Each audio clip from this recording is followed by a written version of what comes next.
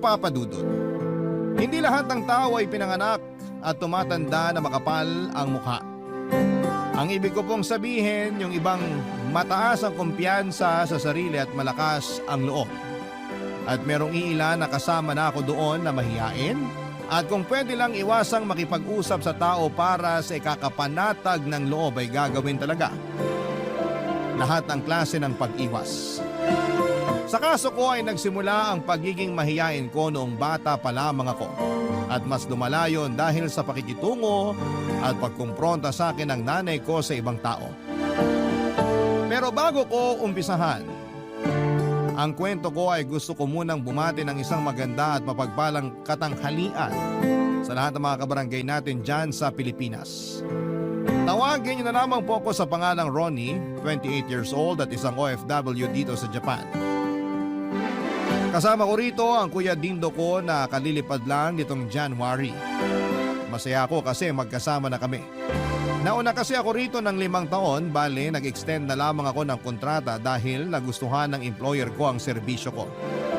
Isa nga pala akong barista at waiter, ganoon din ang trabaho ng kuya ko. Pareho rin kaming avid listener ng Barangay Love Stories and in fact, siyang nag-recommend sa akin ng programa ninyo noong pandemic. Hopeless romantic kasi yon at mahilig ding makinig ng radyo kaya nagustuhan niya kaagad ang Barangay Love Stories. Sabi ko nga sabay kaming sumulat sa istasyon ninyo para mapakinggan namin ang aming kwento. Paunahan na lamang kung sino ang mapipili. Magsisimula ang lahat noong nasa Pilipinas pa lamang kami 7 taon na ang nakakalipas. 21 anyos ako noon at aminadong may pagkamahiyain. Ako yung tipo ng tao na mas pipiling umupo sa dulong bahagi ng classroom kung saan ay malayo sa mga kaklase ko at hindi masyadong pansinin. Kahit nung elementary pa lamang ako ay malaking pagsubok na talaga sa akin ang pagpasok sa eskwelahan. Kaya tuloy ay hindi rin ako masyadong natuto at madalas ay kulelat sa klase. Bagay na laging kinakainis ng nanay ko, Papa Dudut.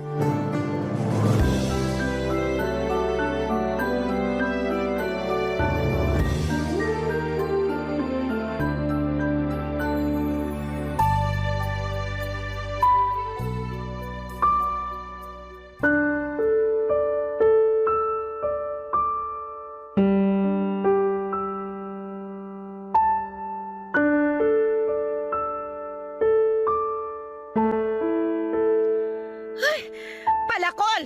Oh, palakol na naman! Puro na lang palakol tong mga grado mo, Ronnie! Pasensya na po kayo, Nay.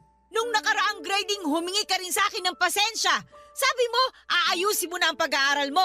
Pero wala namang pinagbago tong mga grado mo, oh! Puro palakol!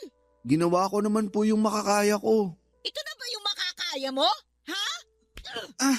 Nay, tama na po. Kahit kailan talaga, napakalabnaw niyang utak mo! Alam nyo naman po na hindi ako matalino pero pinag-aaral nyo pa rin ako. Ayun na nga eh!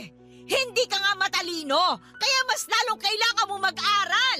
Nay naman ayoko na pong mag-aral. Abay, loko-loko talaga tong batang ito ah! Anong ayaw mo mag-aral eh, maswerte ka nga kasi pinag-aaral kita! Marami dyan mga katulad mo na gustong-gusto mag-aral pero hindi pinag-aaral ng magulang! Di sila na lang po yung pag-aralin. Aray! Hoy ha, sa susunod, hindi lang bato ka makukuha mo! Ingungudgud ko na sa sahig yung mukha mo! Bakit ko sila pag-aaralin? Anak ko ba sila? Nay naman Ikaw nga tigilan mo ako sa kakaganyan mo ha? Baka nakakalimutan mo, hindi ka na bata! Kung nung maliit ka, pinagpapasensyahan kita sa kahinaan ng ulo mo, pues, ibahin mo na ngayon! Ipapaalala ko lang sa'yo na 21 ka na! Matanda ka na, Ronnie! Hindi ko naman po nakakalimutan yung edad ko. Abay di mabuti! Sa edad mong yan, dapat nasa kolehiyo ka na eh! Katulad ng mga kaklase mo noon! Abay, hindi ka ba nahihiya dun sa mga kasabayan mo nung elementary ka? Yung iba doon anak ng mga kaibigan ko, ayun, nasa third year college na ngayon! Tapos ikaw, hindi ko pa alam kung gagraduate ng high school? Ayan na naman po kayo.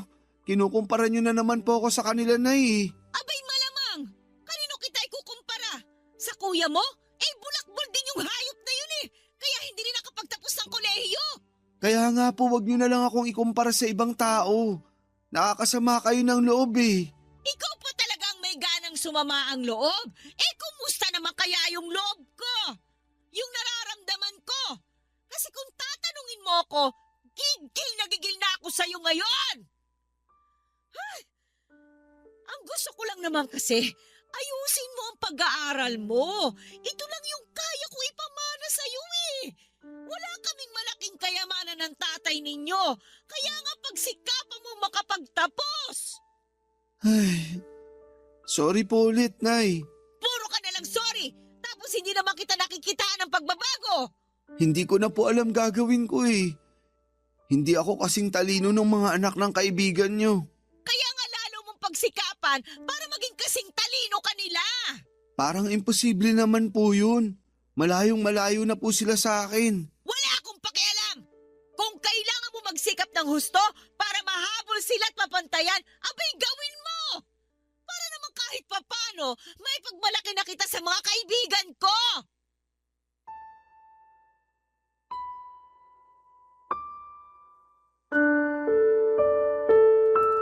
Hindi na bago sa akin na ikumpara ng nanay ko sa anak ng mga kumare at kakilala niya. Akala ko lang din ay masasanay na ako pero hindi pa rin pala. Kahit noong maliit pa ako ay lagi na niyang sinasabi sa akin na kasalanan daw ng pagiging mahiyain ko kaya wala akong masyadong natututuhan sa klase. Totoo rin naman kasi imbes na itanong ko sa teacher yung mga bagay na hindi ko maintindihan sa lesson namin ay hindi ko ginagawa. At pinagsasawalang bahala ko na lamang at nahihiya kasi ako. At baka hindi rin ako makabuo ng tamang salita para makapagtanong. Medyo bulol pa ako noon. Natatakot ako na pagtawanan ng mga kaklase ko kaya mas gusto ko na manahimik na lamang. Ayos lang na bumagsak ako kasi gusto ko na tumigil na lamang sa pag-aaral. Pero nairaos ko pa rin naman ang elementary at high school kahit na ayaw ko na talagang pumasok. Kaya lang dahil sa mga bagsak ko ay naging repeater ako o yung bang umuulit ng grade level. Naunahan na tuloy ako ng ibang mga kaklase ko. Sa edad ko noong 21 ay kakatapos ko pa lamang sa high school at nagdadalawang isip akong magkolehiyo. Hindi naman po sa wala akong pangarap sa buhay pero hindi ko nararamdaman sa puso ko na gugustuhin ko pang mag-aral ng 4 na taon o higit pa. Kaya lang natatakot naman akong magtrabaho kaya ano na lamang ang gagawin ko. Sinabi ko yon sa isa sa mga kaklase ko na pinagkakatiwalaan ko. Sinabi niya na sumama ako makipag-inuman sa kanila ng mga pinsan niya para mabawasan daw ang pagiging mahiyain ko. Naisip ko na wala namang mawawala kung sasama ako sa inuman na yon. Kaya naman, nagpunta ako, Papa Dudut.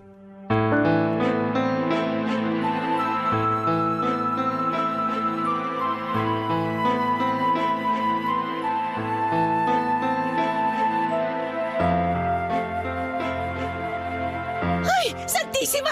Ano nangyari sa'yo, Ronnie? Bakit ang dami mong pasa sa mukha? Putok pa yung labi mo! Napagtripan lang po, Nay. Napagtripan? Sandali, lasing ka ba? Nakainom lang po. Ay, Ronnie! Nay, bakit po bang ingay nyo? Tumahimik ka nga dyan! Tulungan mo na lang ako rito! Ibangon mo yung kapatid mo at iupo mo sa bangko! Dalian mo! Ano ba kasing ginawa mo sa sarili mong tukmul ka? Oh, ikaw pala, Kuya Dindo. Kadiri! Kailan ka pa natutong uminom? Halika na, bumangon ka dyan. Aray naman. Parang mababali braso ko sa hila mo eh. Mababali talaga kasi loko-loko ka. Sumandal ka nga, Ronnie! Patingin ako ng mga sugat at pasamo sa mukha! Kumuha ka nga doon ng pamunas at alcohol para sa kapatid mo! Antok na po ako, Nay. Kumuha ka na! Sabi ko nga po, Ano ba kasing ginawa mo sa sarili mo, Ronnie? Kailan ka pa natutong uminom? Kanina lang po. Ganito pala pakiramdam paglasing. Para kang lumulutang sa ulap. makakakita ka pa ng mga bituin pag dinagdagan ko amats mo sa suntok ko. Akin na! Umayos ka, Ronnie! Gagamutin natin yung mga sugat mo! Daan-daan naman po. Kahit dahan-dahanin ko yan, masakit pa rin yan! Ay, grabe! Ano ba naman itong ginawa mo sa sarili mo? Uminom ka na nga, nagpabugbog ka pa! At hindi ka man lang lumaban, no? Kitang-kita na walang kagalos-galos kamao mo. Ibig sabihin, Hinayaan mo lang sila na gawing punching bag yung mukha mo. Kahit kailan duwag ka talaga at lampa. Pwede ba tumigil ka na nga dyan, Dindo? Ano bang gusto mo? Gayahin ng kapatid mo ang pagiging basagulero mo? Basagulero man po ako, at least hindi ako umuuwing bugbog sarado. Hirap kasi diyan kay Ronnie, pinalaki niyong babakla-bakla. Wala akong anak na bakla! Hindi kaya ako bakla, kuya. Ah, talaga? Sige nga, patunayan mo. Suntukin mo ako, dali. Ano bang pinagsasasabi mo, Dindo? Chill lang kayo, Nay. Tuturuan ko lang kung paano manuntok tong anak mo. O ano? Tumayo ka na dyan, dali. Suntukin mo na ako. Suntok lang ha. Dapat di ka gagante, kuya. Oo naman. Sige na, suntok na. Yan dapat sa'yo. Halikan mo sahig. Napaka-uto-uto mo kasi eh. Ayan tuloy, natumba ka na naman sa sahig. Ayos lang naman siya, Nay. Anong ayos lang siya eh, parang hindi nga gumagalaw tong kapatid mo. Baka nakatulog na sa kalasingan. Hayaan nyo na siya dyan. Dyan sa sahig na babagay yung mga katulad niya nalalampa-lampa. First time ko lang malasing at masasabi kong masarap din pala sa pakiramdam. Kaya lang ay first time ko ring nabugbog dahil masyado raw akong perwisyo pag napasukan na ng alak ang sistema ko. Simula noon ay hindi ko na ulit ginustong uminom ng alak lalo na at hindi pa rin mawala-wala sa isipan ko ang lahat ng mga masasakit na salita na sinabi sa akin ng nanay at ng kuya ko. Tapos masasakit pa rin yung bukol ko sa ulo mula sa dagok ni Kuya Dindo. Kaya naman nagtanim ako ng matinding sama ng loob sa pamilya ko noong nahimasmasan ako. Kasi hindi naman ganon yung ibang mag-anak. Mabait yung nanay nila at magkakasundo sila ng mga kapatid nila. Oo, nag-aaway paminsan-minsan papadudot pero hindi naman ganon kasakit magsalita o namimisikal. Naisip ko tuloy na sana'y hindi na lamang ako pinanganak sa pamilya namin kung ganon lang din nila akong tratratuhin. Barangay Love Stories. Barangay Love Stories. Papadudot kung meron man akong kakampi sa pamilya namin, yon ay ang tatay namin. Bale, 3 pala kaming magkakapatid, ako ang bunso at bukod kay Kuya Dindo, ay meron pa akong ate na hindi na namin kasama sa bahay noong mga panahong yon. Namatay ang tatay namin noong nakuryente siya habang may binubutingting na kable sa bahay namin. Doon aksidente niyang nahawakan yung live wire kaya nalapnos ang katawan niya. Naisugod pa siya sa ospital at nabuhay ng 3 araw bago namatay. 15 years old pa lamang ako noon. 20 naman si Ate Charmaine at 21 naman si Kuya Dindo. Lahat kami nag-aaral pa kaya si nanay na lamang ang kumayod para masustentuhan ang pangangailangan namin. Bale meron silang negosyong isdaan ni tatay sa palengke ng Quezon City. Kaya lang ay hindi na nakagraduate si Kuya Dindo sa kolehiyo dahil sa pagbubulakbol. Basta gulero din siya at madalas ay masangkot sa kaliwat ka ng mga gulo. Pero nagbago na siya noong isang beses siyang na-detain dahil sa pag-aamok ng lasing. Doon naranasan niyang mabugbog na mga inmates kaya tumino siya paglabas niya. Nagtrabaho na lamang siya pero palipat-lipat naman dahil hindi rin siya nagtatagal. Reklamador din kasi siya at walang tiyaga sa trabaho. Si Ate Charmaine naman ay nabuntis bago ang araw ng graduation niya sa kolehiyo. Kaya labis din ang pagkadismaya ni nanay sa kanya at bagaman nakagraduate naman siya ay nagkaroon pa rin sila ng matinding away dahilan para umalis si ate sa bahay namin at manirahan kasama ang tatay ng pamangkin ko. Buti na lamang at dumadalaw pa rin siya sa bahay kaya nakakapag-usap pa rin kami, Papa Dudut.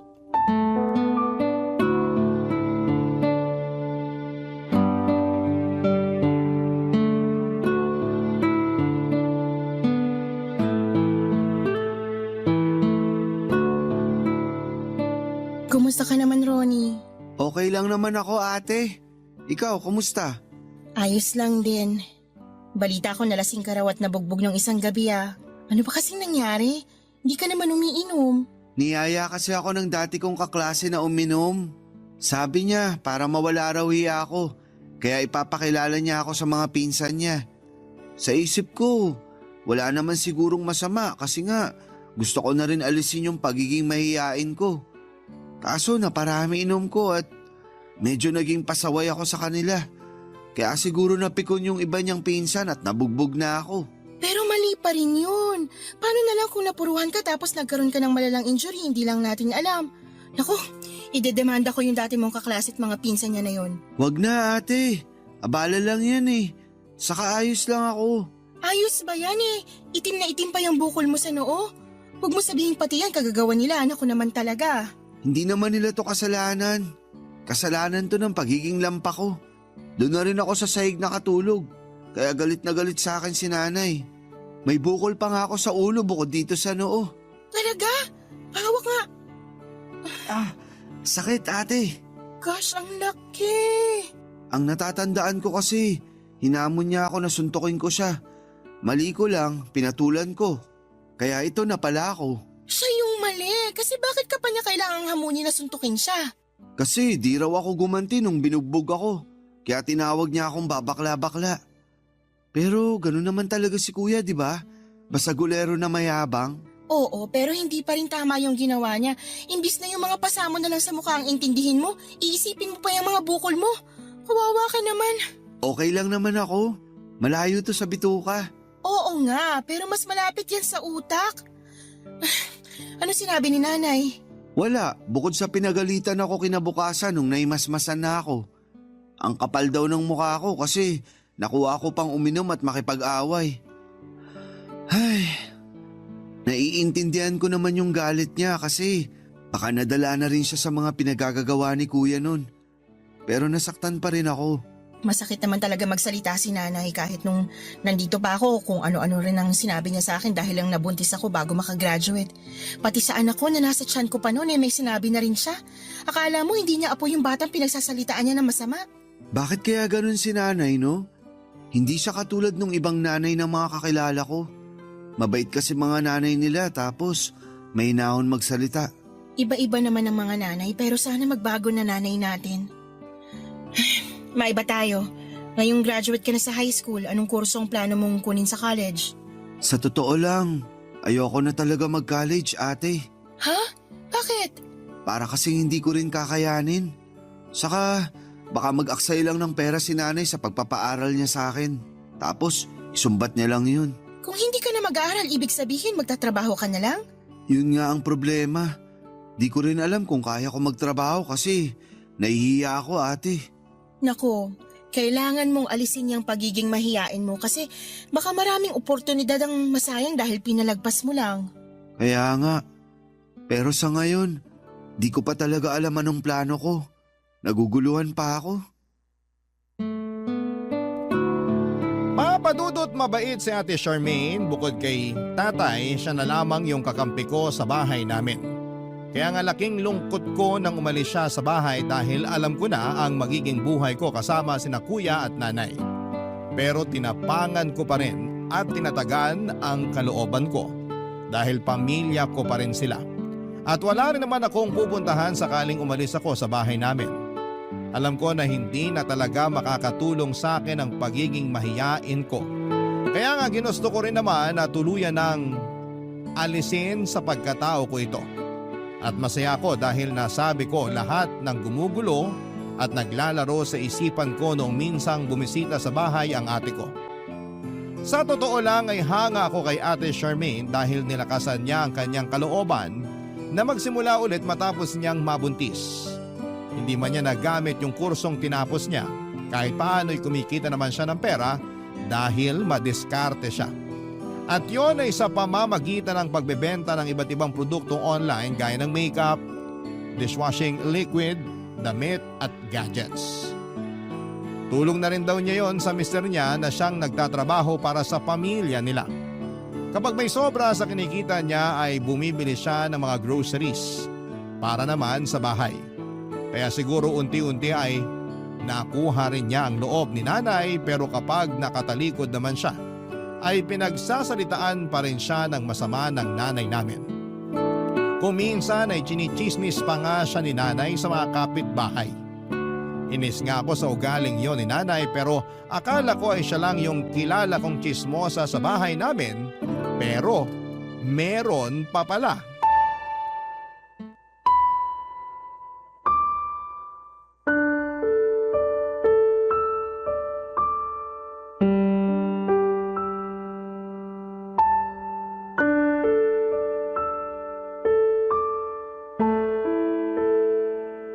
Sinabi niya talaga yun, Dindo? Oo, Nay. Dinig na dinig ng dalawang tenga ko. Aba, naghanap pa talaga siya ng kakampi kay Charmaine, ha? O, Nay. Ayan na yung magaling yung anak. Hoy, Ronnie! Halika nga rito. Bakit po, Nay? Yumuko ka ng kaunti. Po? Yumuko ka ng kaunti, sabi eh! Ang tangkad mo, hindi kita abot! Sige po. Ayan po. Yan ang Aray dapat ko, sa'yo! Nay! Ayos ah. Solid yun, Nay. Tumigil ka dyan! Baka ikaw ang sunod kong batukan! Bakit naman ako nadamay bigla? Ay, mabuti pa, eskapo na ako. Mamaya mabatukan pa ako. Bakit nyo naman po ako binatukan? Nagtatanong ka pa talaga? Hindi ko naman alam yung rason nyo. Nalaman ko lang naman na ayaw mo na palang magkolehiyo! Kanino nyo po nalaman? Sa Kuya Dindo mo! Narinig daw niya yung pag-uusap niyo ng ate mo nung nakaraan. Tapos ikinuwento niya sa akin. Akala ko sinanay lang tong chismosa sa bahay. Chismoso rin pala tong si kuya. Hoy! Narinig ko yun, ha? Sorry po, Nay. Huwag mo ang iniiba ang usapan! Hindi ko naman po iniiba yung usapan. Wala lang po ako masabi. Ibig sabihin, totoo nga yung sinabi ng kuya mo? Na ayaw mo na magkolehiyo? Opo, Ay, linti ka talagang bata ka! hindi na po ako bata, Nay. Hindi na nga! Pero para ka pa rin bata kung mag-isip. Tumutulad ka na naman sa ibang mga kabataan na laki na nga sa hirap, batugan pa! Iginapang para makapagtapos, ayaw namang mag-aral! Ang kakapal naman ang mukha ninyo! Hindi ko na po kasi nakikita yung sarili ko na makakagraduate sa college. Saka di ko rin po alam kung anong kurso ang kukunin ko. Baka bumagsak lang ako sa mga subject kasi di ko kayanin. Tapos magagalit lang po kayo sa akin. Alam nga namang matuwa ako at ipagmalaki kita, no? Responsibilidad mo ang mag-aral ng mabuti. Malamang magagalit talaga ako sa'yo. Kaya nga ayoko na lang po mag-aral. O ano na lang ang gagawin mo ngayon? Hindi ko pa rin po alam. Kita mo na? Ni wala kang kaplano-plano sa buhay mo? Huwag mong sabihin na tatambay ka lang dito sa bahay maghapon. Aba naman, mahiya ka naman sa akin, Ronnie. Ako ito nagpapakahirap magtrabaho dun sa palengke para lang mabuhay kayo, tapos gaganyanin niyo lang ako? Pinag-aaral tapos ayaw mag-aral. Ibang klase rin talagang takbo ng utak mo eh, ano? Susubukan ko pong maghanap na lang ng trabaho, Nay. Abay, dapat lang. Kung hindi, makakatikim ka sa akin ng sermon at talak araw-araw kapag nakita kitang nandito lang sa bahay. Pasensya na po talaga kayo. Kung ganito lang akong klaseng anak. Hindi ko rin naman po to ginusto. Alam mo, kung pwede lang makipagpalit ng anak sa iba, nako, matagal ko nang ginawa. Ayusin mo yung buhay mo, ha?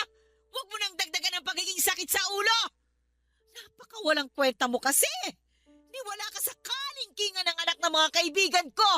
Nakakainis lang kasi nagkaroon ako ng anak na mahina at mahiyain na katulad mo.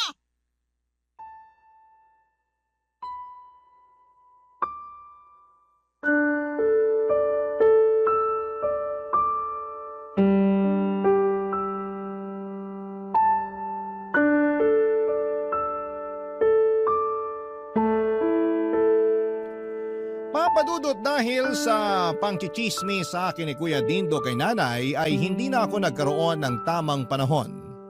Naiproseso sa utak ko kung paano ko sasabihin at ipaliwanag sa kanila na ayoko nang magkolehiyo. Hindi naman masama ang intensyon ko dahil alam ko sa sarili ko na baka hindi ko rin kayanin yon. Sapat na yung nakakabasa ako, nakakasulat at nakakapagbilang. Kahit naman paano ay nakakaintindi ako sa basic English, kaya hindi ko na kailangang magpakadalubhasa sa ibang propesyon. Sa totoo lang ay hindi pa ako sigurado sa plano kong gawin sakaling hindi na ako pumasok sa eskwelahan sa darating na pasukan. Balak kong saka na lang yung isipin kapag nasabi ko na kay nanay ang plano kong paghinto sa pag-aaral. Pero dahil sa pagiging bida-bida ni kuya ay nagkagulo na naman sa bahay namin at minasama na naman ng nanay ko ang naiisip ko. Ang sakit-sakit sa bihang walang kwentang anak. Makasarili at hindi marunong tumanaw ng utang na loob sa mga magulang na nagpaaral sa amin. Lahat ng mga masasakit na salitang yon ay naipon sa dibdib ko at pakiramdam ko ay gusto ko nang sumabog at gusto ko nang magwala ng mga panahong yon sa sobrang sama ng loob at sa sobrang sakit ng pinagdaraanan ko.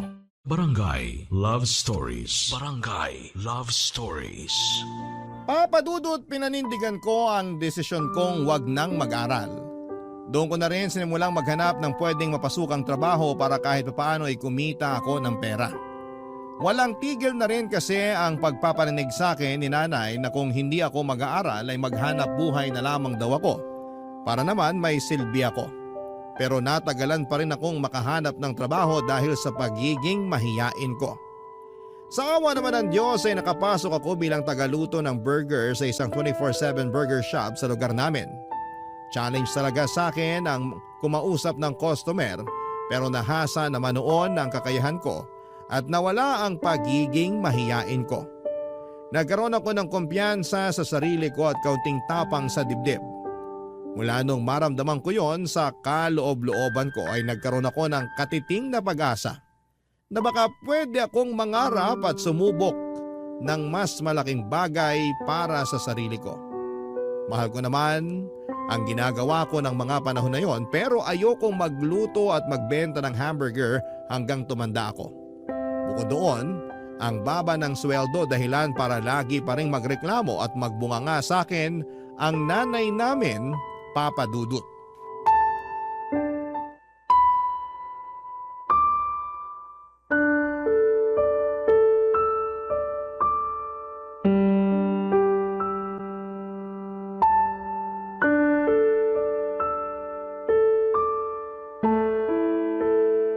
Nay, ito na po yung sweldo ko. Oh, ano ko to 1,000? Pandagdag po, pambili ng bigas. Sa lakas niyong kumain ng kuya mo, kulang na kulang pa tong 1,000 mo. Dagdagan mo ito. Sorry po, kasi yan na lang yung natira. At saan naman napunta yung iba mong sinweldo? Sa ipon ko po. Aba, talagang nakuha mo pang mag-ipon? Kakarampot na nga lang ang kinikita mo. Dapat binibigay mo sa akin lahat para naman mapakinabangan. Kita ko naman po yun. Saka nagbigay naman po ko. Oo nga, ang kaso hindi ka nakakaintindi eh. Kulang nga itong 1,000. Kung bakit kasi hanggang ngayon, nagtsatsaga ka pa dun sa trabaho yun, napakababa ng sweldo. Pangarap yata ni Ronnie magtinda at gumawa ng hamburger hanggang mamatay siya eh. Pwede ba kuya? Huwag mo nang pakialaman yung trabaho ko. Ikaw nga walang permanenteng trabaho. Palagi kang lumilipat kasi wala kang tiyaga. Aba, ako pa talaga sinabihin itong walang tiyaga. May punto rin naman ang kapatid mo ah. Pati ba naman ikaw, Nay? Kampi ka sa tukmol na yan? Para po sa kaalaman nyo, hindi ko pangarap magtinda at gumawa ng hamburger habang buhay. Kaya nga po ako nag-iipon kasi pag may naisip na akong gusto kong gawin, meron akong magagamit na pera. Ano ba kasi yung gusto mong gawin? Magnegosyo? Yun ba ang balak mo? Si Ronnie? Magnenegosyo? Sa bobo niyang yan? Baka malugi siya agad pag nagkataon, Nay. Sobra ka naman magsalita, kuya. Totoo naman ang sinasabi ng kuya mo eh. Anong alam mo sa pagnenegosyo? Hindi ka nga nakapag-aral. Kasalanan mo naman kasi pinag-aaral kita pero ayaw mo. Oh, tingnan mo ang sarili mo ngayon. Hamak na taga-benta lang ng hamburger.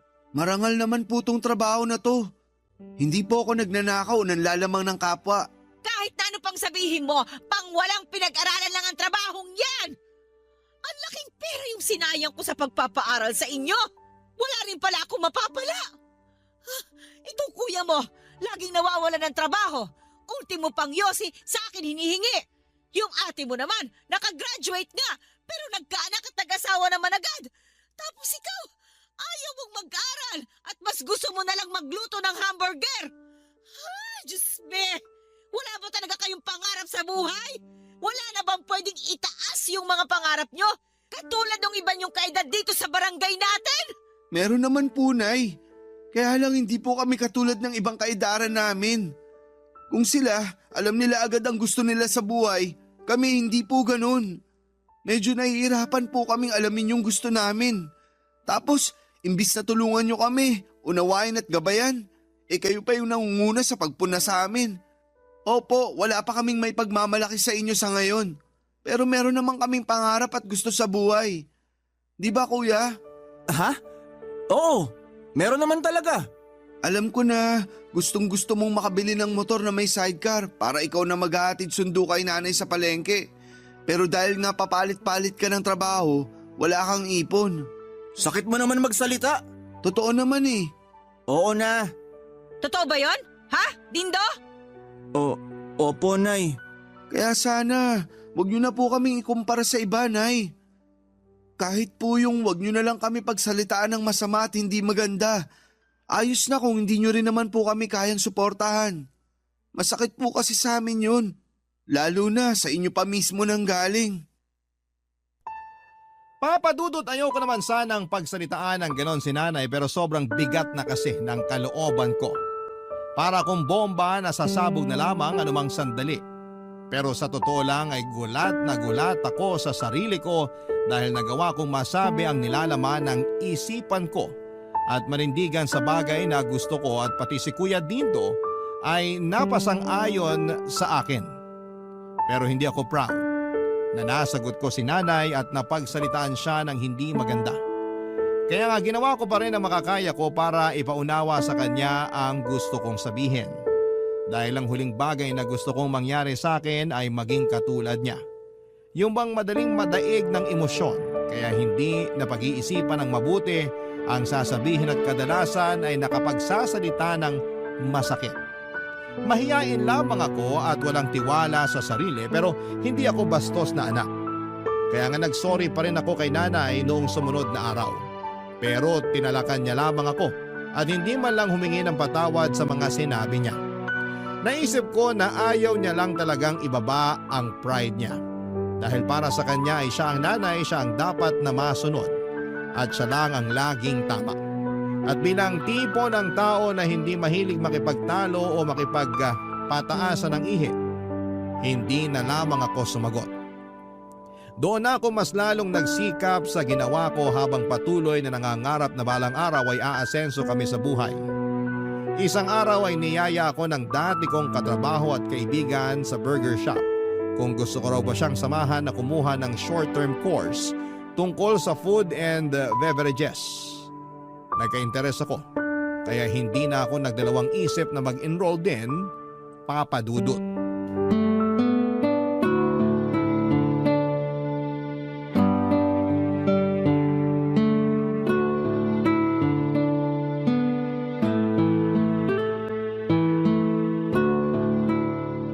Nako, malapit ka nang gumraduate sa kinuha mong short-term course. Sobrang proud ako sa'yo, Ronnie. Oo nga ate, excited na ako. Salamat kasi lagi mo akong sinusuportahan. Nung una kasi, aminado ako na paulit-ulit kong tinatanong ang sarili ko kung kaya ko ba talagang pangatawanan yung pag-e-enroll ko. Pero dahil nga sinuportahan mo ako, tinuloy-tuloy ko na rin. Siyempre maganda tong kurso mo eh. Maraming oportunidad ang pwedeng magbukas. Nakakatuwa kasi nakita ko rin na gustong-gusto mo yung ginagawa mo kaya sinusuportahan na kita. Masaya ako na meron kang isang bagay na pinipursue. Ako rin ate. Iba pala sa pakiramdam kapag masaya ka at gusto mo yung ginagawa mo. Yun bang lagi kang excited na gawin yun? Masaya naman ako sa pagtitinda at paggawa ng hamburger pero mas masaya ako sa pinag-aaralan ko ngayon. Alam ko naman yun, kaya nga natutuwa ako sa'yo kasi sa wakas, nahanap mo na yung isang bagay na gustong-gusto mong gawin. Sinong mag-aakala na huling beses tayong nag-usap eh, wala ka pang kaplano-plano sa buhay. Pero ngayon, tingnan mo naman, marami ka nang na-overcome. Mahihain pa rin ako pero masasabi kong kumakapal-kapal na yung mukha ko ng kaunti. Ituloy mo lang yan, napapractice naman yan eh. Galing mo nga kasi sa loob lang ng maiksing panahon, malaki agad improvement mo. Di na ikaw yung dating Ronnie na takot kumausap ng tao. Salamat uli ate sa paniniwala at pagtitiwala sa akin. Walang anuman. Basta tandaan mo, gawin mo lahat ng makakaya mo para mapaunlad mo yung sarili mo. Sa kahit na anong bagay pa yan, basta hindi masama o iligal, asahan mo yung suporta ko. Pero, kumusta naman sa bahay? Si nanay? Okay lang naman sila. Si nanay ganun pa rin. May pagkataklesa at maingay pa rin. Pero nabawasan na kahit paano yung pagiging mapanumbat at pagkukumpara niya sa atin sa iba. Lalo na nung nasabi ko yung sama ng loob ko sa kanya. Nabalitaan ko nga yun kay kuya. Kahit kailan talaga, napaka-chismoso ni kuya. Hayaan mo na. Galing mo nga eh. Tsaka sabi niya, Napabilib daw siya sa'yo dahil nasabi mo yon kay nanay. Tapos bigla raw siyang na-inspire. Naks, inspirational na pala ako? Oo naman. Hindi mo lang alam pero malaki na pala natutulong mo sa isang tao para mabago yung pananaw niya sa buhay at lalong magsikap na tuparin yung mga pangarap nila. Ganon din kasi yung ginawa mo sa akin eh. Na-inspire mo ako na sumubok pa ng isang bagay. Kung ganun, itutuloy mo na talaga pag-enroll mo sa baking class? Oo, suportado rin naman ako ng mister ko. Tsaka para magamit ko rin yung kursong natapos ko. Good luck sa'yo ate. Naniniwala ako sa kakayahan mo kasi magaling ka. Naniniwala rin ako sa kakayahan mo, Ronnie. Kaya sana huwag kang susuko ah. Huwag kang hihinto sa pangangarap. Oo, hindi. At kahit na saan man ako dalhin ng pangarap ko, lagi kong tatandaan mga sinabi mo. O siya, magmerienda muna tayo sa kusina bago tayo magkaiyakan dito. Gumawa ako ng yema cake. Pagdala ka na rin sa bahay. Paborito ni nanay yung yema cake mo. Lagi niyang binibida sa mga kapitbahay. Talaga? Mukhang nagbago na nga si nanay ah. Maganda-ganda na yung sinasabi eh. Oo nga no, sana magtuloy-tuloy na. Mismo! Papadudot makapangyarihan ang mga salita at pwede itong makasugat ng damdamin lalo na kung hindi maganda ang ating sasabihin.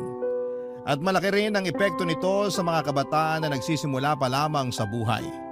Kaya nga importante na sa bahay pa lang dapat itanim na ng mga magulang ang mga mabubuting salita sa isipan ng mga anak nila upang hindi sila lumaking mahina ang loob at walang kumpiyansa sa sarili. Yun kasi ang natutuhan ng ating sender mula sa karanasan niya na ibinahagi sa ating programa. Sa kasalukuyan ay masaya kami papadudot na nakakatulong na kami sa nanay namin kahit na hindi kami katulad ng ibang anak na mga kakilala niya. Ay proud na sa amin si nanay dahil unti-unti na naming natutupad lahat ng mga pangarap namin. Nagkapatawaran na rin pala kami ni nanay bago ako umalis noon sa Pilipinas. Ayoko na kasing magbaon ng sama ng loob. Gusto ko na lang ng peace of mind. Masaya naman ako dahil nakikita kong nagbago na nga itong si nanay. Mabuti na lang talaga at nilakasan ko ang loob ko na magsalita noon upang malaman din niya ang nilalaman ng puso ko. Wala naman akong masamang intensyon dahil mahal ko ang nanay ko. Pangarap kong mabigyan siya ng maginhawang buhay na alam kong deserve niya. Matapos ang mga sakripisyo niya para sa aming magkakapatid noong maaga kaming iwan ni tatay. Kaya nga gagawin ko ang lahat at magsisikap ako para magkatotoo ang mga pangarap ko. Hanggang dito na lamang po papadudot ang sulat ko at sana po ay mapili po ninyong i-ere sa programa ninyong Barangay Love Stories. Maraming salamat po at sana ay marami akong na-inspire sa aking kwento. God bless po sa inyong istasyon and more power. Ang inyong forever kapuso at kabarangay, Ronnie. Dear Papa Dudut, hindi lahat ng tao ay binibiyayaang magkaroon ng kapatid. At isa na po ako doon. Pero hindi naman ako nagtampo sa mga magulang ko dahil naiintindihan ko ang sitwasyon na pinagdadaanan nila. Magkaanak lamang noong araw. Rainbow baby kasi ako at ang ibig sabihin ay meron ng pinagbuntis ang mama ko bago ako, ngunit sa kasamaang palad ay hindi man lamang nila yon nasilayan dahil maagang kinuha sa kanila. Simula noon ay matagal bago sila sumubok na magkaanak muli ni Papa, kaya nang dumating ako sa buhay nila ay masayang-masaya sila at nagpapasalamat ng husto sa Diyos. Bago ko po ipagpatuloy ang pagkukwento ko sa buhay ko ay pabati muna ng isang maganda at mapayapang katanghalian sa inyo at sa ating mga kabarangay. Tawagin niyo na lamang po ako sa pangalang Krishna. 33 years old, taga Muntinlupa City at isang housewife. Naging libangan ko na talaga ang pakikinig sa Barangay Love Stories simula nung pandemic. At magpahanggang sa ngayon, isa pa rin po ako sa mga libo-libo ninyong kabarangay. Kaya nga naisip ko rin na magpadala ng sulat sa inyong istasyon dahil baka sakaling merong makarelate sa kwento ng buhay ko. Sisimulan ko ang pagsasalaysay noong 27 years old ako. That time ay meron na akong 4 na taong gulang na anak na lalaki. Pero nang mga panahong ipinagbubuntis ko siya ay sina mama at papa ang kasama ko para umalalay sa akin dahil iniwan ako at hindi pinanagutan ng ex-boyfriend kong si Justin. Pero kinaya ko naman at noon ko lang din nasabi sa best friend kong si Jessel ang tungkol sa pinagdaanan ko. Nagkita kasi kami noon nang bisitahin niya ako sa bahay namin pagka-uwi niya galing sa abroad, Papa Dudut.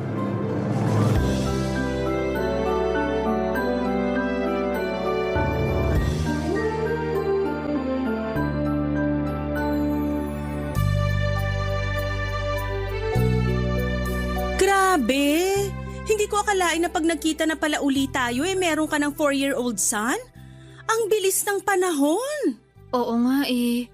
Pasensya ka na, hindi ko man lang nabanggit sa'yo. Okay lang yon. Nawalan din tayo ng komunikasyon eh. Bukod doon, naglaylo rin talaga ako sa social media. Kasi nahihiya nga ako. Bakit ka naman nahihiya? Hindi ko kasi akalain na mabubuntis ako ni Justin. Tapos, iiwanan niya ako. Kakagraduate ko lang noon ng college. Nagsisimula pa lang ako sa career ko pero kailangan kong unahin yung pagbubuntis ko. Dahil maselan nga. Buti na lang talaga nandito sina mama at papa para asikasuhin ako. Talaga? Pasensya ka na rin, wala man lang ako sa tabi mo bilang best friend. Okay lang yun, ano ka ba? May kanya-kanya na tayong buhay eh. Kahit na. Pakiramdam ko'y nabando na kita ng mga panahong dapat kasama mo ko sa tabi mo. Pero sandali, yan ba yung parehong Justin na nabanggit mo sa akin noon na manliligaw mo? Oo, siya nga. Sinagot ko siya, naging kami. Tapos nabuntis niya ako. Tapos tinakasan ka niya? Oo. Grabe, may mga lalaki palang ganun? Unfortunately, meron. At isa na nga dun si Justin. Mas ramdam ko na ngayon kung gaano kahirap sa'yo yung pagbubuntis mo. Plus yung pangiiwan pa nung mokong na yun. Ay, pero buti hindi mo naisipang ipalaglag yung anak mo. Kasi syempre, sabi mo nga kakagraduate mo pa lang tapos iniwan ka pa nung Justin na yun. Natakot ako, oo. Pero hindi naman sumagi sa isip ko yun. Kaya nga nilakasan ko na lang ang loob ko na magsabi kina mama at papa tungkol sa pagbubuntis ko. Kahit na alam ko magagalit sila sa akin. Ayun, nagalit nga sila. Pero mas nanaig pa rin yung pagiging magulang nila. Noon pa lang naman mahal na mahal ka na ng mga magulang mo. Kaya siguradong hindi ka nila matitiis. Kaya nga thankful ako sa kanila. Simula nun, nangako ako sa sarili ko na gagawin ko lahat para maging ligtas yung pagbubuntis ko sa baby ko. Nai-imagine ko na sobrang saya nyo nung pinanganak na siya. Oo, naiyak pa nga ako nun, lalo nung unang beses ko siyang mahawakan at mabuhat. Iba talaga sa pakiramdam kapag naging nanay ka na. Kahit mahirap, kahit nakakapagod, makita mo lang na masaya yung anak mo, babalik na agad yung lakas mo. Mas lalo tuloy akong humanga sa'yo. Biruin mo, nalagpasan mo lahat yan ng mag-isa. Ang galing-galing mo. Hindi naman, sakto lang. Anong sakto ka dyan? Ikaw ha? Pahambol? Oh, ikaw naman ang magkwento. Kumusta naman yung naging buhay mo sa abroad? Ayun, puro trabaho lang. Alam mo na, mahirap lang pamilya namin. Kaya nga nung nakagraduate ako, sinikap ko na talaga mag-focus sa trabaho para kumita ng pera. Gusto ko rin kasi mapag-aral ng college yung nakababata akong kapatid. Sa awa ng Diyos, kakagraduate lang niya last year. Wow, congratulations! Ang galing mo rin eh. Katulad ka pa rin ng dati, dedicated sa mga ginagawa mo. Hindi na ako katulad ng dati kasi mas seryoso na ako sa buhay ngayon. Nung high school kasi tayo parang biro-biro lang sa atin lahat eh. Iba na pala talaga pag nagtatrabaho ka na. Totoo rin naman yun. Kaya nga napasabi na lang ako na bakit kailangan pang tumanda ng tao. Dati excited ako makapagtrabaho pero nung naranasan ko na, biglang kabig. Ayoko na. Pero syempre, nandun na ako. Alangan namang umatras pa ako, di ba? Tama. Parang ikaw lang yan. Hinarap mo at hindi mo inatrasan ang pagbubuntis mo. Papadudot kung meron mang tao na tinuring kong kapatid sa ibang nanay ay si Jessel yon. Magkaklase kami nung high school kung saan ko siya unang nakilala. Magkasing edad lang din kami at pareho rin ang personality. Yun bang palatawa, kalog at hopeless romantic. Pareho rin kaming ligawin ng mga lalaki pero sa aming dalawa ako yung laging nagkaka-boyfriend. May pagkapihikan kasi siya sa mga lalaki at wala akong naalala na nakwento niyang may nagustuhan siya sa mga nanligaw sa kanya. Pero wala namang kaso dahil nag-aaral pa lang naman kami ng mga panahong yon. Nang tumungtong na kami sa kolehiyo ay nagkahiwalay kami ng pinasukang university dahil umuwi sa Cebu ang pamilya niya. Doon na siya nag-aral at pagka-graduate niya ay nagtrabaho siya sa ibang bansa. Tuluyan na kaming naging malayo or malayo sa isa't isa hanggang sa dumalang na lamang ang aming komunikasyon. Dahil naging busy na kami sa sarili naming buhay at karera, tapos ay nabuntis pa ako. Dumating pa nga sa punto na hindi na talaga nag-update sa social media si Jessel kaya minado akong naging malayo na rin ang loob ko sa kanya. Pero alam ko sa puso ko na siya pa rin ang best friend ko na tinuring ko na parang tunay na kapatid. Kaya nga masakit kay Jessel na malamang hindi nag-work out ang relationship namin ni Justin na siyang nabanggit ko sa kanya noon na bago kong manliligaw. At mas nadagdagan lang ang inis niya rito nang nagbunga pala ng bata ang relasyon namin. Pero hindi ako nito pinanagutan.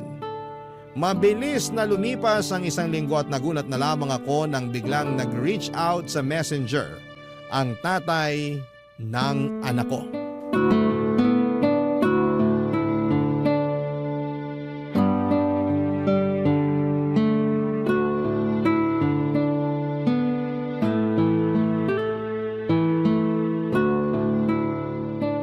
Ba't parang balisa ka dyan? Ha? Ako? Balisa? Oo, kanina pa kasi ako nagkukwento pero kung hindi delayed yung response mo, hindi mo naman naiintindihan yung sinasabi ko. Ganun ba? Pasensya ka na ha? Okay lang, hindi rin naman mahalaga yung sinasabi ko. Pero ano ba kasing problema? Pwede mong sabihin sa akin, baka makatulong ako. Ano kasi? Ano nga? Natatandaan mo ba si Justin? Oo, yung mo akong natatay ng anak mo? Bakit? Anong meron sa kanya? Last night, nag-reach out sa akin sa messenger. All of a sudden? Oo, Anong sabi?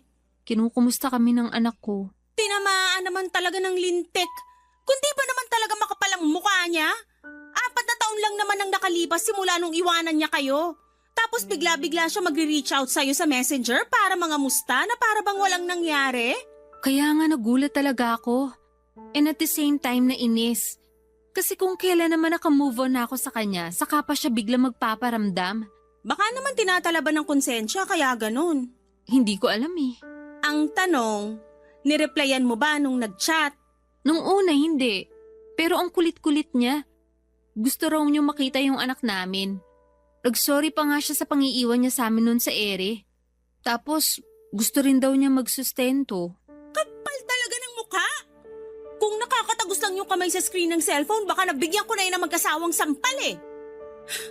Anong sabi mo sa reply mo? Tigilan niyo na kami. Kasi hindi naman siya kilala ng anak namin. Pero pinagpipilitan niyang siya pa rin daw ang tatay ng bata eh. Kaya may karapatan siya. Meron kung di niya kayo nung tinakasan at nagsustento siya. Yun na nga. Hirap sa mga lalaking yan, kala mo nag-iwan lang ng gamit tapos babalikan na lang kung kailan nila maisipan. Ganon kasi trato nila sa ating mga babae. Bagay lang at hindi tao na may damdamin din.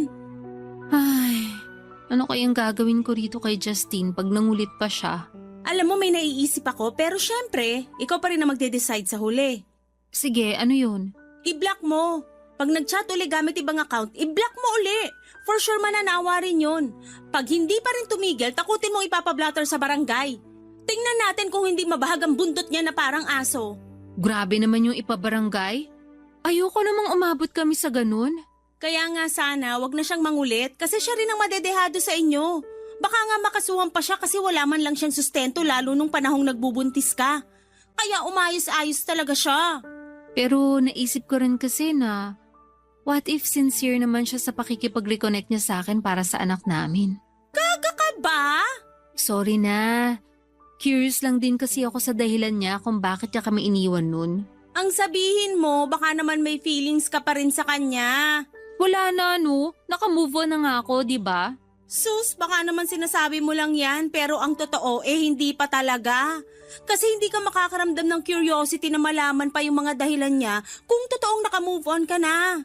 Ibig sabihin lang nun, may paki ka pa sa kanya. Ganun ba yun? Oo, ganun yon. Kaya kung ako sa'yo, wag mo nang i-entertain yung Justin na yan. Nakaya mo nga na wala siya sa buhay niyong mag-ina ng 4 na taon Tapos bigla na lang siyang susulpot na parang kabute? Pustahan, baka pinapaasa ka lang yan. Bakit naman niya ako paaasahin? Siyempre, sinusubukan niya kung tanga ka pa rin, katulad ng dati. Ouch, ang sakit naman nun. Masasaktan ka talaga, lalo kung magpapauto ka pa rin sa lalaking yon. Ay, sinasabi ko talaga sa'yo, Krishna.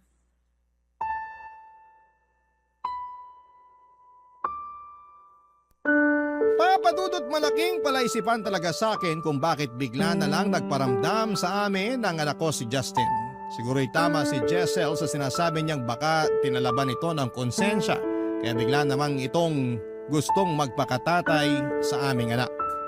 Sa kabilang banda ay hindi ko naman napigilang makaramdam ng takot dahil baka kunin ni Justin ang anak ko sa akin. Pero buti na lamang at sinabi ni Jessel na imposibleng mangyari yon dahil mas may laban at karapatan ako sa aming dalawa. Nagpatuloy ang pangungulit ni Justin sa akin sa Messenger. At lahat ng iyon ay binalita ko sa best friend ko. Siguro nga ay nakulitan na siya sa akin kaya sinabihan na naman niya akong i-block na lamang si Justin. Pero hindi ko pa rin magawa-gawa. At buti na lang at hindi ko ginawa dahil kinausap ako ng ex ko na gusto na raw niyang magsustento sa amin ang anak ko. Nang mga panahong yon ay naghihigpit ako ng sinturon dahil nagkasakit ang mama ko. Kaya nga napagkasos ako ng malaki at mas lalo akong nangailangan ng pera papadudot ng mga panahong yon na kailangan ko para sa panggastos naming mag-ina. Barangay Love Stories. Barangay Love Stories. Papadudot masasabi kong malaki ang naitulong ng perang pinadala ni Justin para maipagamot ko ang anak namin hanggang sa gumaling ito. At kahit na nga nakalabas na sa ospital ang anak namin ay hindi pa rin tumigil si Justin sa pangungumusta rito at pagpapadala ng sustento. Na-appreciate ko yon lalo na ako. Na ako lang mag-isa ang nai-stress sa tuwing may dinaramdam ang anak ko. Nasabi ko nga sa sarili ko na buti na lang talaga at nandyan si Justin. Kaya nga naisip ko na baka masyado ko namang ipinagdadamot sa kanyang bata samantalang anak din naman niya ito. Doon ako nag-decide na ipakilala ang anak namin ni Justin sa kanya. Kaya naisipan kong papuntahin siya sa ika-5th birthday ng aming anak na gaganapin sa susunod na buwan. Tuwang-tuwa nga si Justin nang padalahan ko siya ng invitation at nagsabi pa siya na sasagutin niya ang cake at clowns para sa party ng aming anak. Bagay na hindi ko na rin naman tinanggihan papadudot.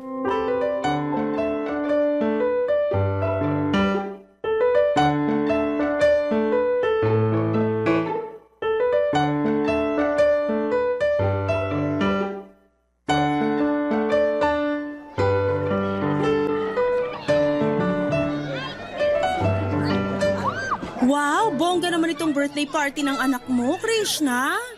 Oo, sinikap ko talaga mabigyan siya ng magandang birthday party. Lalo na lumalaki na siya. Mas na-appreciate niya na yung mga bagay. Oo nga may pa-clown pa nga Aliw!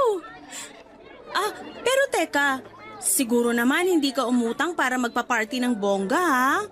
Kasi di ba last month medyo nangailangan kayo ng pera dahil sa pagkakasakit ng mama at anak mo? Hindi naman ako nangutang. May konting ipon naman ako pero yung totoo, tinulungan ako ni Justin para mabigyan ng magandang birthday party yung anak namin. In fact, siya yung sumagot ng cake at clown. Sandali. Ano ka mo? Alam ko magagalit ka pero kasi... Hindi naman ako galit.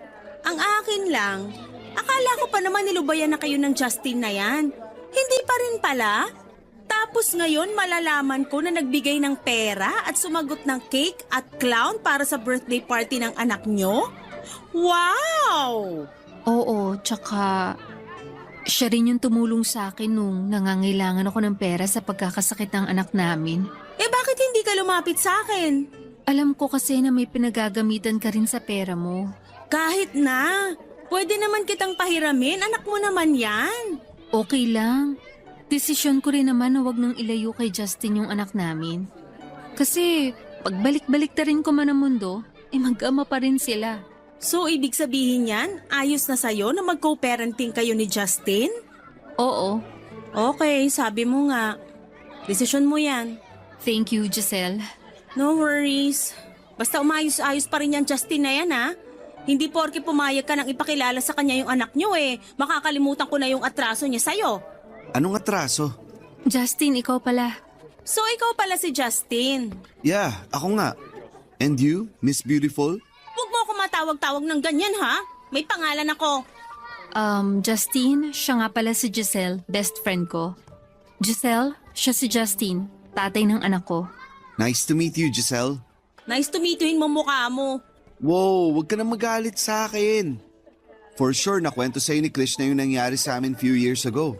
Pati na rin yung hindi ko pagsusustento sa anak namin. Bata pa ako noon, hindi pa handang maging ama. Pero nagbago na rin naman ako ngayon. Kaya nga kinulit ko talaga si Krishna na ipakilala sa akin yung anak namin at bigyan ako ng pagkakataon para makabawi. Totoo yun. At nakikita ko naman na nagbago na talaga si Justin. Justin? Nako, siguraduhin mo lang talaga yung mga pinagsasasabi mo. Kasi pag nagsisinungaling ka, lagot ka sa akin. Bilang best friend ni Krishna, ayoko na uli siyang masaktan dahil sa pangiiwan mo sa kanya noon. Hindi na kailangan yan. Kasi matagal na naman kaming tapos ni Justin. Kung anong meron kami ngayon, yun dahil sa anak lang namin. Pero pwede pa rin naman ako mangako. Para lang makasiguro si Giselle na nagbago na nga ako. I swear, hindi ko nasasaktan si Krishna at ang anak namin. So, okay na ba yon, Giselle? Oo, okay na yon. O paano? Maiwan ko muna kayo. Pupuntahan ko lang yung anak ko. Kasi makikipaglaro ako sa kanya. Sige.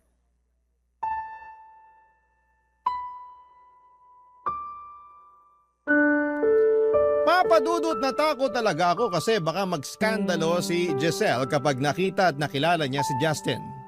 Alam ko kasi nagalit siya rito base pa lamang sa mga kwento ko sa kanya noong nagkita kami ulit. Kasalanan ko naman kasi siniraan ko sa kanya si Justin pero hindi ko rin naman nakalain na biglang magpaparamdam sa aking muli ang ex-boyfriend ko. Pero noong matapos ngang kausapin ni Giselle nang maayos si Justin, nang ipakilala ko sila sa isa't isa ay nakahinga na ako ng maluwag. Nagpatuloy ang masayang birthday party ng anak ko ng araw na yon. At aminin ko na sa lahat ng mga celebration namin ng birthday niya, yun ang pinakamasaya kasi nandun si Giselle ang best friend ko at si Justin na tatay ng anak ko. Nagpatuloy ang communication namin ni Justin kahit natapos na ang party ng anak ko. Pero hindi naman namin pinag-usapan ang tungkol sa amin dahil puro lang sa bata ang topic namin. Ayos na rin yon dahil ayokong makagulo sa buhay ni Justin sakaling meron na siyang bagong karelasyon. Mabilis na lumipas ang 2 buwan at napansin ko na dumalang na ang pangungumusta ni Justin sa anak namin. Madalas ako yung nagpapadala ng picture ng bata sa kanya para naman aware siya sa mga nangyayari sa bata. Pero inaabot ng 1 o 2 araw bago niya isin ang chat ko. Nilalike lang din niya ang mga messages ko o di kaya ay hindi na niya nire-replyan. Tapos 1 beses ay pumalya siyang magbigay ng sustento pero hindi ko siya sinita. Tinawagan ko na lamang siya ng pansin nang naulit yon ng sumunod na buwan. Pero hindi ko na sinin o nireplyan man lang ni Justin sa messenger ang mensahe ko. Agad ko ngang sinabi sa best friend ko nung 1 beses na niyaya ko siyang lumabas para magkape at magbonding papadudot.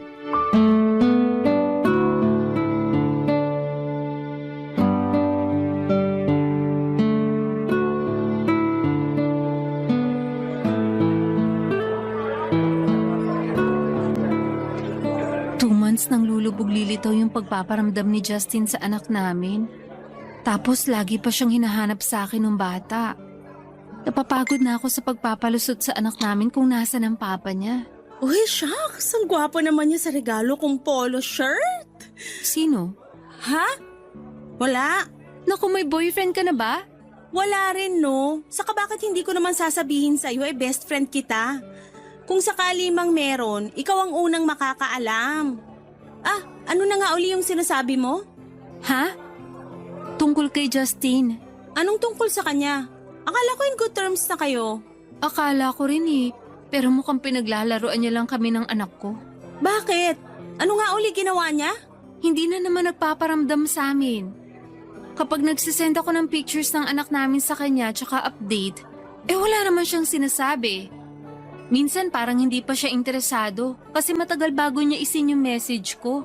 Baka naman busy lang sa trabaho. Naisip ko rin naman yun. Pero sana kahit konting oras, paglaanan niya yung anak namin. Pumayag na nga ako na ipakilala sa kanya yung bata. Excited pa nga siya eh. Tapos bigla naman siya magkakaganyan. Ang bilis mo naman i-judge yung tao. Baka busy lang talaga sa trabaho. Di ba ahente yun? Baka kumukota. Ewan ko. Kasi 2 months na rin siyang hindi nagpapadala ng sustento sa anak namin. Ay talaga? Oo, kaya nga naiinis ako kasi paasa siya. Sana talaga nakinig na ako sa'yo nun. Sana hindi ko na siya hinayaan na bumalik pa sa buhay namin ng anak ko. Bakit naman? Di ba sabi mo naka-move on ka na sa kanya? Oo, pero paano yung anak namin?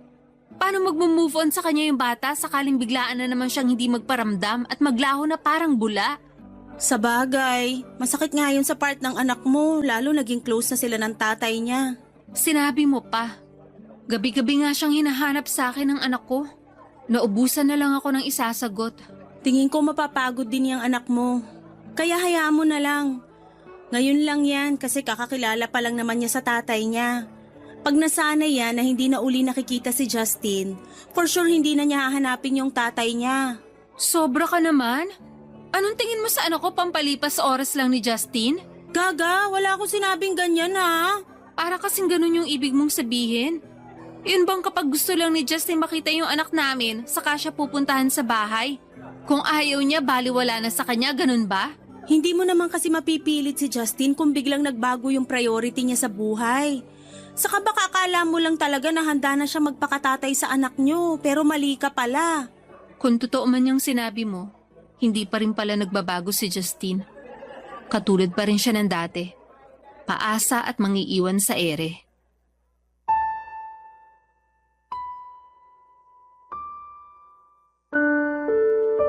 Papadudot noong ko nga lang nakausap si Giselle pero parang hindi pa namin nasulit dahil mas madalas pa siyang nakatingin sa cellphone niya kaysa mag-focus sa pinag-uusapan namin. Pero hindi ko na siya sinita dahil nakikita ko naman na masaya siya. Sa isipan ko ay baka may love life na ang best friend ko at kung totoo nga yun ay masayang masaya ako para sa kanya. Ine-expect ko na ikukwento niya sa akin ang tungkol sa kachat niya pero umikot lang sa buhay namin ang pinag-usapan namin ng araw na yon. Hindi ko na lang masyadong dinamdam dahil baka hindi pa ready si Giselle na banggitin ang tungkol sa love life niya. Pero pagkatapos ng araw na yon ay nakaramdam ako ng kakaiba. Hindi ko lang may paliwanag kaya pinagsawalang bahala ko na lamang. Nagdaan pa ang mga araw, dumalang na talaga ang pakikipag-communicate sa akin ni Justin hanggang sa nagulat na lamang ako dahil nakablock na ako sa messenger niya. Tapos ay hindi rin nagre-reply sa mga chats ko si Giselle. Hinayaan ko na lamang muna siya dahil baka abala siya sa ibang bagay. Pero lumipas na lamang ang 1 buwan ay tuluyan ng hindi nagparamdam sa akin ang best friend ko. Ni hindi na rin siya dumadalaw sa bahay namin. At nalaman ko na nga lang na umuwi raw ito ng Cebu pero hindi man lang nagsabi sa akin o kahit man lang nagpaalam na may pupuntahan siya. Papadudot. Barangay Love Stories. Barangay Love Stories. Papadudot, hindi na nga naging active sa social media si Giselle nang umuwi siya sa Cebu. May 1 beses na sinubukan kong tawagan ang number niya pero cannot be reached na ito. Yun ang naging hudyat ko para tigilan na ang pakikipag-communicate kay Giselle dahil wala rin naman akong mapapala pa. Pero nasaktan pa rin ako kasi ang alam ko ay wala naman akong ginawang masama sa kanya para iwan niya bigla sa ere. Dumagdag pa yung frustration ko kay Justin dahil sa pambablock niya sa akin sa messenger matapos niyang magparamdam at sandaling magpakatatay sa aming anak. Sa isipan ko ay pinaglaruan lang niya kami ng anak ko. Kaya naman galit na galit ako sa kanya. Nagdaan ng 3 taon, naka-move on na ako sa pang-ghost sa akin ni Justin. Sinabi ko nga sa sarili ko na kung magparamdam pa siya ulit ay hindi ko na siya bibigyan ng pagkakataon matapos niya yung sayangin. Pinaliwanag ko rin sa anak ko na wala na ang tatay niya kaya wag na niya itong hanapin pa. Tapos nakilala ko naman si Vincent na siyang naging boyfriend ko at hindi nagtagal ay naging fiancé. Siya rin ang pumalit sa pwesto ni Justin bilang father figure sa anak namin, Papa Dudut.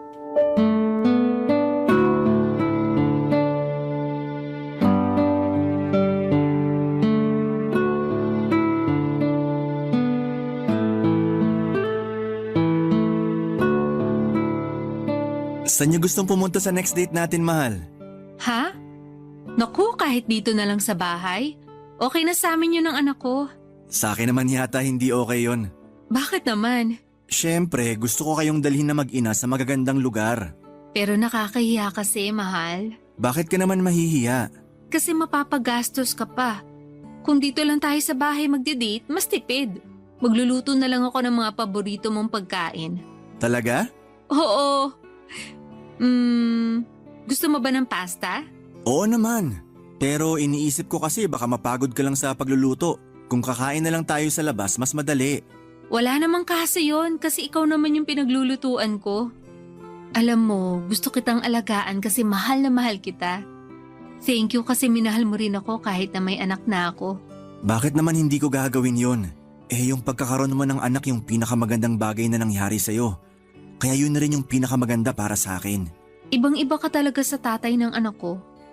Kasi akala ko wala nang lalaki na katulad mo. Yung responsable, mapagmahal, maalaga. Kumuntik na nga ako nung hindi maniwala sa love dahil sa ginawa sa amin ni Justin.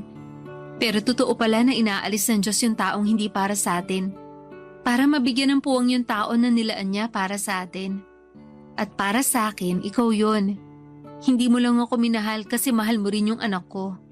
Doon talaga ako thankful eh. Thankful din ako na nakilala ko kayo ng anak mo. Gabi-gabi bago ko matulog, lagi kong pinagdarasal na sana tulungan ako ng Diyos para maging mabuting tatay sa anak mo. Kasi yun yung bagay na hindi nagawa sa kanya ni Justin. Mabuting tatay ka na sa sarili mong paraan. Mahal na mahal ka ng anak ko. Kita mo naman, di ba? Oo. At mahal na mahal ko rin siya. Mas close na nga kayo kaysa sa amin. Uy, parang may nagsaselos dito oh. Hindi ah. Masaya nga ako kasi alam ko na may father figure na siya. Pero nung una, alam mo, natakot talaga ako kung paano magiging mabuting tatay sa kanya. Talaga? Bakit naman? Kasi wala naman akong karanasan. Sa isip ko, gano'n na ako kahanda. Paano kung makagawa ako ng mali? Pero sa huli, nakita ko na lang yung sarili ko na nagpapakatatay na sa kanya. Kung totoo man yung love at first sight, yun yung una kong naramdaman pagkakita ko sa anak mo, mahal. Hinding-hindi ko nga makakalimutan yung unang beses na nagkita kayo. Naiyak ka pa nga nun? Oo, hindi ko kasi talaga napigilan. Malapit ako sa mga bata. Ako na halos yung nag-alaga at nagpalaki sa mga pamangkin ko. Kaya nga alam ko na agad na ikaw talaga yung lalaking hinahanap ko. Yung lalaking gusto ko makasama hanggang pagtanda natin. Ganyan din yung nararamdaman ko sa'yo. Hindi na ako makapaghintay na iharap ka sa altar at sumumpa para maging asawa mo.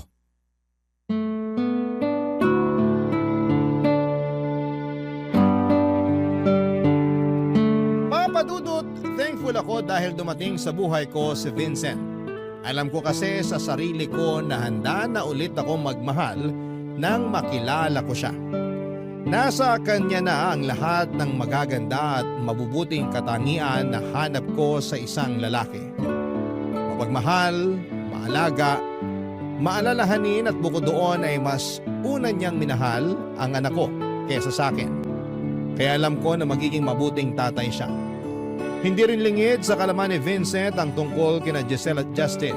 Maging siya ay nagtaka kung bakit bigla na lamang silang naglaho na parang bula. Magkaganon pa man ay hindi ko na binigyan ng puwang sa puso ko at isipan ko ang mga bagay na yon. Tapos na kami ni Justin at wala na rin siyang karapatan sa anak namin. May tampo naman ako kay Giselle dahil kinalimutan niya ang pagkakaibigan namin ng biglaan. Pero makaraan ang 2 linggo ay laking gulat ko nang makita ko nag-post sa Facebook si Giselle kasama ang isang batang babae na tansya ko ay nasa 2 taong gulang.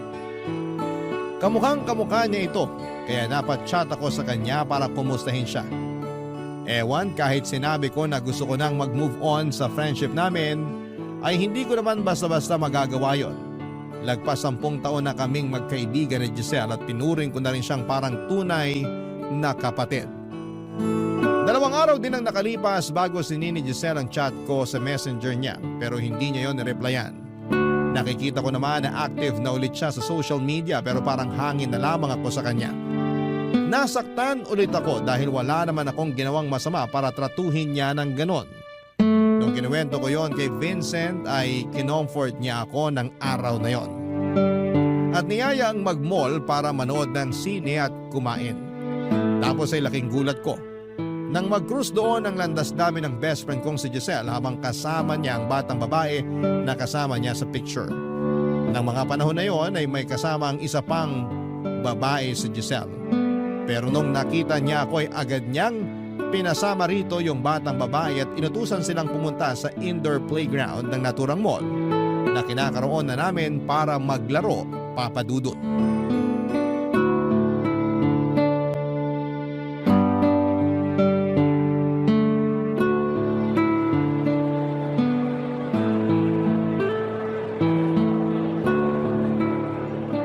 Giselle? Akala ko nasa Cebu ka, pero nasa Manila ka na pala?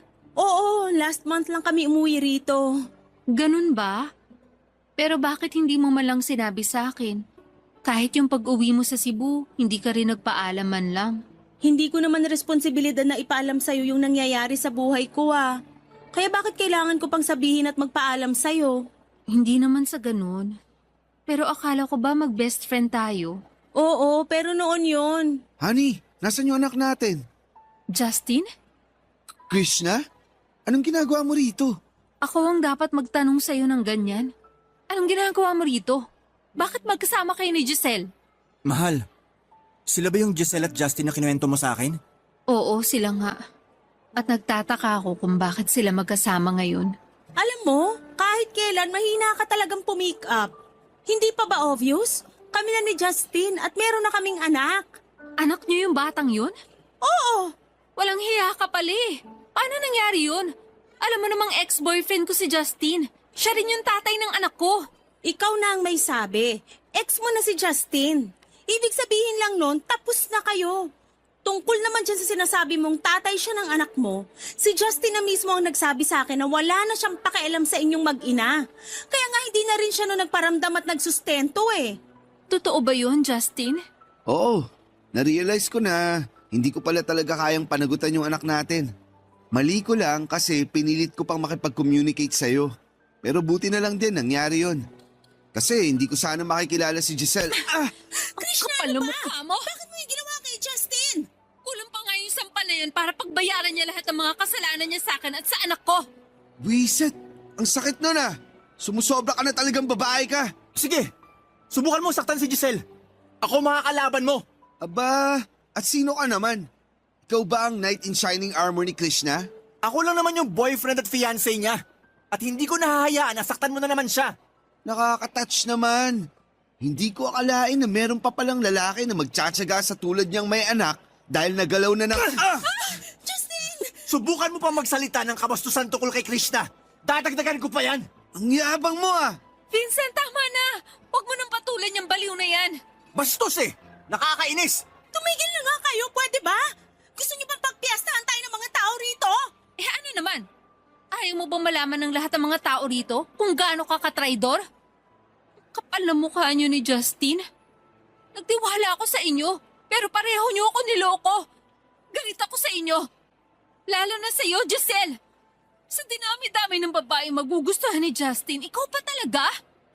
Akala ko pa naman nun galit ka sa kanya dahil sa ginawa niya sa akin. Tapos magiging kayo rin pala. Tinuring pa naman kitang parang kapatid pero traidor ka!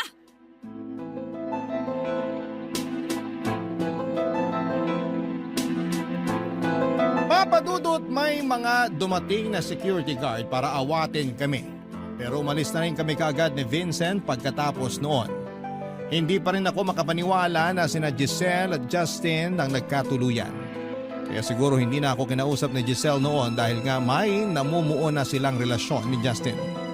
At hindi na rin sa akin nagparamdam si Justin dahil nga sila na ni Giselle.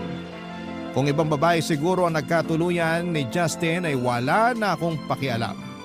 Hindi ko na rin naman siya mahal pero sa dinami-rami ng babae bakit si Giselle pa ang tinuring kong best friend at parang tunay na kapatid ang pinatulan niya. Pakiramdam ko ay tinaydor niya ako kaya hindi ko siya mapatawad. Pero siguro nga ay ganoon talaga ang buhay. Hindi porke tinuring mong kaibigan ay hindi ka na rin sasaktan. Mas lalo lang tuloy naging masakit sa akin ang pagtatapos ng pagkakaibigan namin ni Giselle dahil sa ginawa niya. Kinofort naman ako ni Vincent ang araw na yon dahil umiiyak pa rin ako hanggang makauwi sa bahay namin. Nag-alala nga si mama at papa pati na rin ang anak ko. Doon ko na nga sinabi sa kanila na nakita ko nga si Giselle at Justin sa mall kasama ang anak nilang babae. Sa huli tinanggap ko na lamang na kailangan ko ng kalimutan ng pagkakaibigan namin ni Giselle. Katulad ng pagkalimot niya sa pinagsamahan namin. Sa kasalukuyan, papadudot ay kasal na kami ni Vincent at masayang-masaya ako sa kanya.